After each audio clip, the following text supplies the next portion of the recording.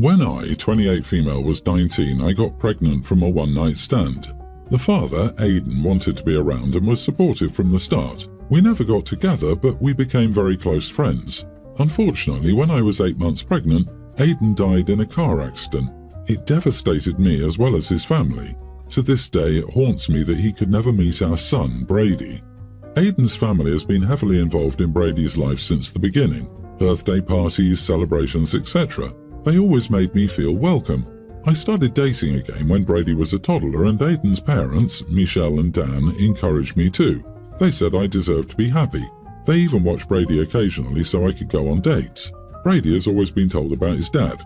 When Brady was a preschooler, I met Justin, now 31.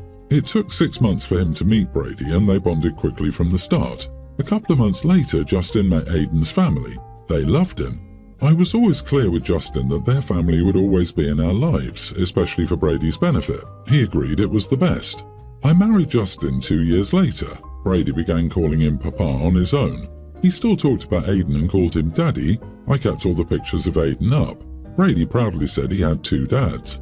Michelle and Dan seemed fine. A year later, Justin brought up adopting Brady and I agreed. That's when Dan and Michelle began to show their displeasure.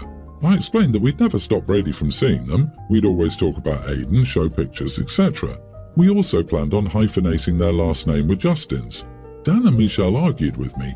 I tried to keep things calm for Brady's sake, but then Michelle and Dan tried to stop the adoption. They took Justin to court. They said he'd be an unfit father despite him having a job and a loving relationship with Brady. They also said that Justin was just after Brady's trust fund. For some context, Aidan was killed in an intoxicated driving accident. I took the driver to court and sued them for the damages of my having to be a single parent due to their negligence. All the money was put into a trust for Brady that he can't touch until he's 25. The overseer is also Aidan's sister, so it's not like she'd ever agree to sign it over to Justin. Justin has never shown interest and has money of his own. The judge threw it out for those reasons. They called Justin a variety of names in court and tried to demean his character, calling him a child stealer, etc. This came after years of claiming they loved him and thought he was perfect for me, which Aidan's sister testified in court. They later admitted to me that they made all this up to try to stop the adoption and they never believed it. They lost the case and the adoption went through, but because of their contesting, it took longer and only went through last year. It also added extra court fees. Dan and Michelle have since accepted things, though I won't leave them alone with Brady in case they try to trash Justin again. Justin is cordial with them, coming around for Brady, but he keeps a wall up. He's not overly friendly like he once was. He'll smile and hype them up for Brady, but that's it. He says he's upset with what they put all of us through, especially the emotional toll it put on me. Dan and Michelle came by to see Brady. Justin was once again polite but didn't say much. A few days later, Michelle told me she was hurt that Justin stopped making an effort. I told her she couldn't expect him to be the same after all they did and said in court. She said they apologized and he accepted it. I said yes, but actions have consequences and they need to accept it. Dan told me I was insensitive to not take Michelle's side after all they've done. Their daughter, Brady's aunt, tells me Justin and I are in the right. I don't know what to think and feel stretched between everyone. Am I the idiot for telling my former mother-in-law that she can't expect to have the same relationship with my husband as she used to? I never threatened to cut contact, so I truly believe they changed their mind. They say they see now that while Aidan will always be his dad, he deserves to have someone living to act as his father. They also understand that it's what Brady wants, to have the same last name as me, his papa and his sisters. I believe they've truly changed. They just don't realize the true impact of what going to court has done to us. Oh my goodness, I can't believe they're demanding more from Justin.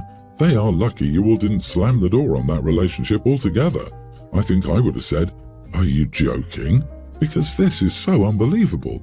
The trust is gone and will likely never return. You are not the idiot. Sometimes burned bridges remain burned. Agreed, you don't get to put people through the ringer in the court system for 1+ years and then return to how it was. That's not how life works. They are on Find Out Street. It's 1 block after Screw Around Boulevard. Sorry, but they did it once. That is a bell that can once as it matched his outfit. I've never had a guy ask me this. The white dress in question was a gift from my late grandmother. It was quite expensive, so I was reluctant but agreed, and just asked that we didn't go anywhere after where I might spill something on it or otherwise mess it up. He mentioned clubbing after dinner, which is why I said that I didn't want to risk messing the dress up. He said we could just go to dinner and I could change out of it before doing anything else. Great. However, the evening took a turn for the worse when he accidentally spilt his red wine all over my dress. He'd gotten an unexpected call, and when he tried to mute his ringer quickly, his elbow hit his glass, and it spilled all over the lap area of my dress before I could react. It was completely drenched and stained. He was apologetic at the time and I tried to be cool about it. Still, inside I was devastated, especially since I'd explicitly mentioned how I wanted to be careful wearing it. Later, I mentioned to him that the dress was costly and asked if he were willing to help clean or replace it. Getting it professionally cleaned and removing the stain would cost $100, which I asked him to pay half of. To my surprise, he got quite defensive. He argued that it was an accident, that I was being unreasonable for expecting him to pay for something like that, and that it was my fault for wearing it out, knowing that it could have happened. It's a matter of principle. Yes, it was an accident, but the dress was ruined, and it was extremely sentimental to me, not to mention a valuable dress. He thinks I'm being materialistic and making a big deal out of nothing. Now I'm not sure how to feel about his reaction. Am I the idiot for expecting him to cover the cost? Not the idiot, you shouldn't have needed to ask. He should have offered to cover all the cleaning costs. Yes, it was an accident, but that doesn't absolve him of responsibility. The fact that he won't even cover half shows what kind of person he is. And how he's shifting the blame to you like he never suggested you wear it is gaslighting. It sucks that this relationship cost you your beautiful... The real issue here, though, this guy won't even pay $50 for you. If I really fancy a girl, I'll meet in the middle for stuff like that at the very least. I wouldn't risk losing a good relationship over so little money. Lose that, loser. I, 19 female, looked just like my late maternal grandmother. She died when my mom was only a child. But she died, leaving her husband and oldest daughter deeply traumatized by her behavior and her death. Her younger daughter, my aunt, was too young to remember her or anything about the life she gave her family. My grandmother did many things that impacted the family, especially my mom. To add to everything else, my mom is the one who found her mother when she was just 8 years old, so she's always carried that around with her. I only found out I looked just like her mother when I was 6, and my aunt told me I was just like her mommy. She was showing me all these photos she had, and the childhood ones really showed the resemblance. She made a big point of telling me every single similarity we had. My mother never made me feel unloved or like something was wrong with me. The only reason I knew something was up was that she wasn't able to hide the sadness in her eyes when she looked at me. I also did some snooping when I was little and heard her tell my dad about the struggle she had some days to see her mom's face in me. My aunt decided to use me to hurt Mom. When I was 12, she brought me to get my hair dyed behind my mom's back and pushed me to go blonde when I wanted pink hair. It turned out my mom knew their mother as a blonde. I realized that when I saw Mom's eyes after seeing me with blonde hair. That was the point where I realized what my aunt was doing. There was other stuff before then, like she'd buy me clothes similar to what their mother would have worn. My aunt had a bunch of photos of her mother, so she knew the stuff she liked to wear. She gave me a nickname as a little girl and got me so into it, I tried to use it with everyone. It was a nickname my grandmother was given by some people in her life. My mom really hated that name too. I heard her tell Dad later that night. My mom adored my aunt and thought they were super close. So when I realized what my aunt was doing, I told her I was onto her and wouldn't be trusting her anymore. She did attempt to do some more screwed up stuff, but eventually I told my dad and he told my aunt to leave me the heck alone. We didn't see her for years during the global issue or after, but then Grandpa's birthday happened just before New Year's, and she approached me and tried to manipulate me into doing the same stuff, changing my hair and how I dress, etc. I told her I knew what she was doing and she laughed at the idea of it being to hurt Mom. So I lost my temper and ensured everyone heard what she'd done when I was a kid and that she was trying to do it again. My dad and some other people there forced my aunt to leave, but not before she told me I was such a witch for spoiling the party and publicly humiliating her. Am I the idiot? Not the idiot. You got your grandmother's looks, but it seemed your aunt got her personality. Quite the achievement since she never knew her. Just tell her you were doing what she wanted and giving her a taste of grandma. If she was publicly humiliated by everyone knowing about her cruel little game, then it's probably time she looked in the mirror or went to a therapist for whatever the screwed up childhood resentment she holds against your mum. Or don't bother, she obviously lives for the drama. Go back to ignoring her existence. It will annoy her more than any response. I disagree. You and your aunt are idiots. Her, for obvious reasons. Your aunt is a psychopath. She gets enjoyment out of hurting people, specifically your mom. You for deciding to act the way you did. Listen, I completely understand why you were so mad. Your aunt is a complete piece of work. But do you think your meltdown made it easier on your mom or harder? She's probably blaming herself for what you did.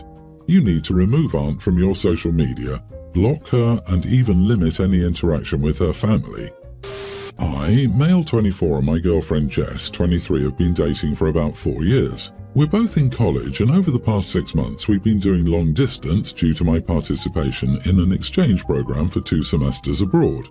Before we started dating, we were both seniors in high school, and I had a good friend Mike who was also interested in her.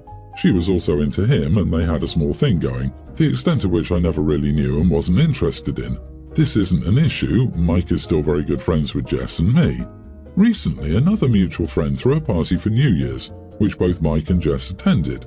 When chatting to Jess over FaceTime the day after, she told me in passing, as part of a different story, that she was sitting sideways on a couch with her feet on Mike's thigh. When she told me this, I immediately recoiled and admittedly, maybe a bit too angrily, told her that this was unacceptable behavior and that it offended me that she would do that. She started crying and telling me that she didn't understand why this would bother me and that she was mad and didn't want to talk to me anymore. It's been a few days since and we both kind of ignored that fight, but I'm wondering if I was an idiot for getting mad at her, or if I'm just a bit out of touch with social norms. In my opinion, sitting like that uninvited is quite an intimate act and bothers me even more so when the man in question is someone she was previously involved with. I'm usually very trusting of her and never had any doubts about what she was doing alone, but now I'm having doubts. I would never tell her not to go somewhere. Obviously, it's not my place to control what she does. So, was I an idiot for getting mad at her, and should I still expect an apology from her? You are the idiot. This is not behavior that should cause you to shout or yell at someone.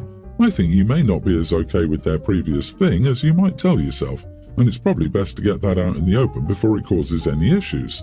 If they're still close friends, this will only happen again. I wouldn't be expecting an apology from her. LOL, calling someone an idiot for being uncomfortable with their partner putting their legs on another man's thigh is crazy. Maybe she should have dated him then. And you lot wonder why you get cheated on. LOL.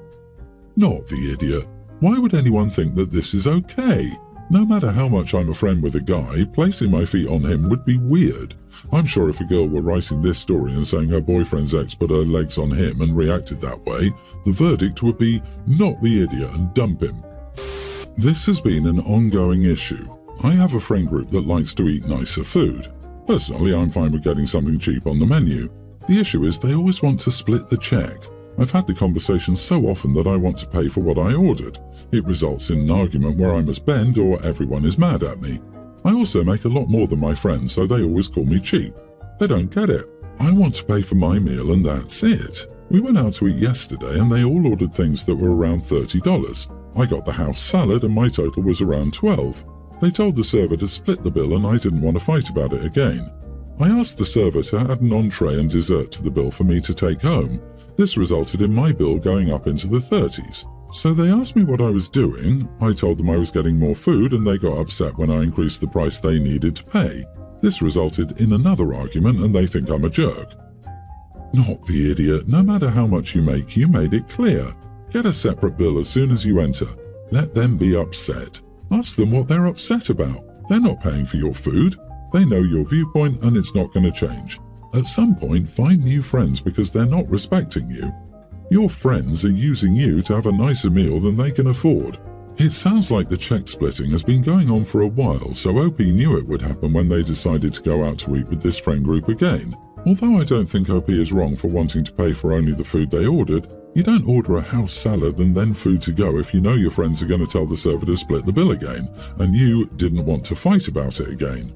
You are the idiot, dude. If you don't want to follow what appears to be the group rules, don't go out to eat with them. It doesn't appear to be a question of not being able to afford it, so it seems you're a right fighter. It's not fair, so you're not going to do it. Stay home and eat takeout by yourself.